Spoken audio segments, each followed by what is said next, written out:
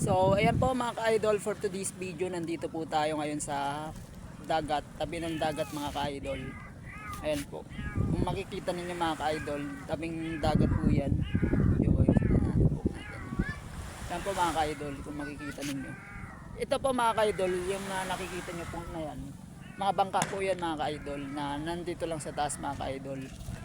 Taas lang po dyan mga ka-idol. So yun mga ka-idol, update ko lang po kayo. Nasa dagat tayo mga ka-idol. Ayan po, dagat po yan mga ka-idol. At nandito po tayo ngayon sa Santa Cruz, Zambales mga ka-idol. Yan, ito po yung lugar natin ngayon mga ka-idol, Santa Cruz, Zambales. So yun mga ka-idol, magandang umaga sa ating lahat po mga ka-idol.